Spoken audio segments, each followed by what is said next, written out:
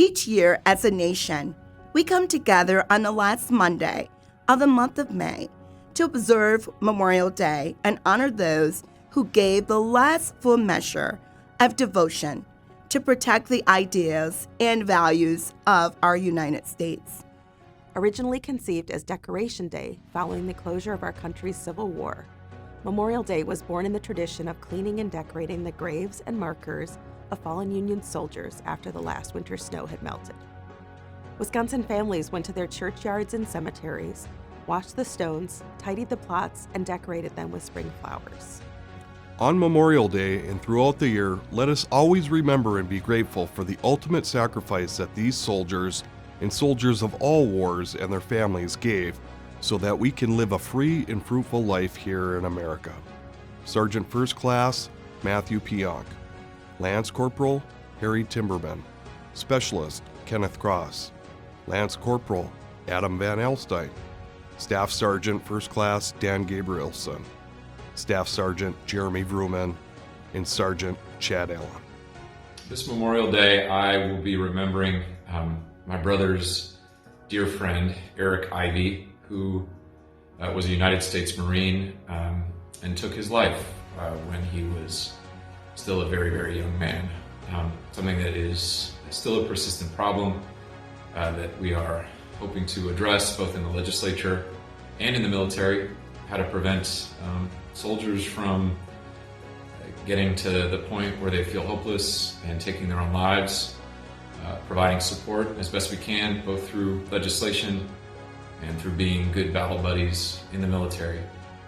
So I'll be thinking of my brother Joe, thinking of Eric and his memory, and wishing the best for his family. I remember the thousands of Wisconsinites who are still listed as missing in action, and I remember those families who are hoping that someday their loved one will be laid to rest on American soil. I remember Army National Guard Sergeant Andrew Wallace, age 23 of Oshkosh, who died September 26, 2005. He was killed by a roadside bomb while riding in a Humvee near Basra. I remember helicopter pilot Scott Alwyn, a native of Fort Atkinson, Wisconsin. Alwyn spent 5 tours of duty in Vietnam from 1967 to 1972, serving in one of the most dangerous assignments of the war. He is believed to have clocked more airtime than any other American in the war. He was awarded many military honors, including 2 Bronze Stars, a Distinguished Flying Cross, and a Purple Heart. Alwyn received a field commission to the 2nd lieutenant and was promoted to captain. Scott Alwyn was killed by a drunk driver in 1976, but his memory will live on as the sacrifices of our military men and women are remembered. Each Memorial Day weekend, Janesville remembers Company A of the 192nd Tank Battalion, otherwise known as the Janesville 99. The soldiers trained here at the Janesville's Armory, and they were deployed to the Philippines in November of 1941. During the first 3 months of 1942, they bravely fought in the Battle of Bataan. It was a Japanese invasion.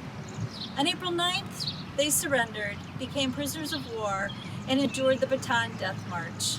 Only 35 of the original 99 returned home, but we are forever grateful for their service. I remember Staff Sergeant Daniel D. Bush.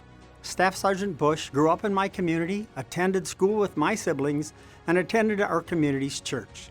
His high school goal was to serve our country in the Army's elite Delta Force.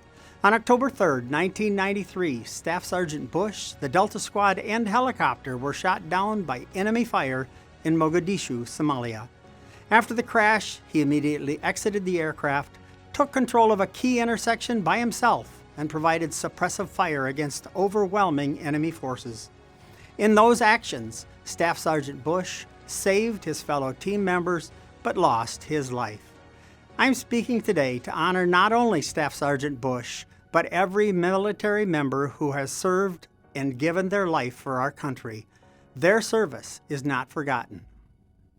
I remember Warrant Officer David Robert Kink, who served as a helicopter pilot in Vietnam.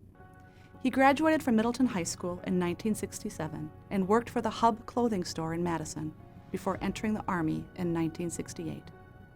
He completed his aviation training at Hunter Stewart Air Force Base in Savannah, Georgia, and arrived in Vietnam in June 1969. David died August 3, 1969, of injuries received in a helicopter crash on July 21st. He was 19 years old. I remember Marine Reserve Staff Sergeant Chad Simon of Monona, who sadly passed away in August 2005 from injuries suffered by a roadside bomb while proudly serving our country in Fallujah. I remember Army Reservist Specialist Rachel Hugo, 24, of Madison, who was killed on October 5th in Beiji, Iraq, when insurgents attacked her unit using an improvised explosive device and small arms fire. As a nation, we have the luxury of living in comfort and security because brave souls answered the call and gave all in service to our country. Veterans sacrifice much to serve our country. They sacrifice time with their family, delaying their education, delaying their careers, and sometimes laying down their lives. We must remember that Memorial Day is not just a 3-day weekend.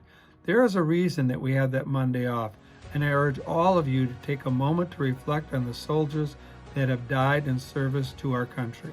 While we'll spend this Monday memorializing the fallen, we must also recommit to working for the living veterans of our state. We have so much to thank our fallen veterans for. America's unique exceptionalism is largely a result of their sacrifice. Let's reflect on those sacrifices this Memorial Day, while we also look forward and think about how we can work for our living veterans of all ages.